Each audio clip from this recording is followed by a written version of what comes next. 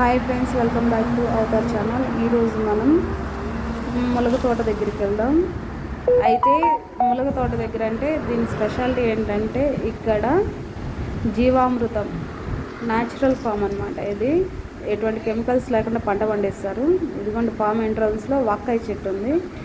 ఇది కూడా జీవామృతం కలిపి పండిస్తారనమాట. దీని ద్వారా ఏంటంటే మనకి హెల్త్ బెనిఫిట్స్ ఉంటాయి. ఎటువంటి రసాయనాలు ఏం వాడకుండా పండిస్తారు దీన్ని. బాగుంది కదా, చెట్టు నిండా కాయలు ఉన్నాయి, వక్కాయలు చూడండి ఎన్ని కాయలు ఉన్నాయో చెట్టు నిండా. ఇవి పప్పులు వేసుకొని తిన్నా బాగుంటాయి, మంచిది. ఇవి మంచి పులుపు ఉంటాయి, కాయలు పుల్లగా చింతపండులాగా ఉంటాయి. వీటి ప్రయోజనాలు అయితే చాలా ఉన్నాయి. బాగున్నాయి కదా ఫ్రెండ్స్, చాలా అందంగా ఉంది చెట్టు అయితే.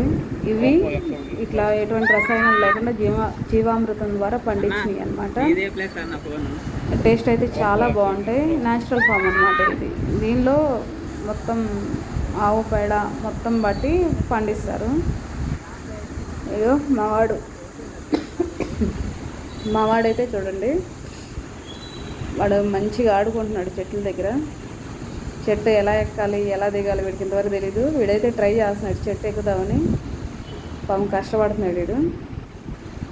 చూడండి ఫ్రెండ్స్, ఇదే ఆ తోట, ములగ తోట. ఈ తోటలో పండిస్తారు పంట. చాలా అంటే చాలా బాగుంటాయి ములక్కాయలు. మనం మామూలుగా హైబ్రిడ్ అయితే అవి హైబ్రిడ్, ఇవి నాటుకాయలు.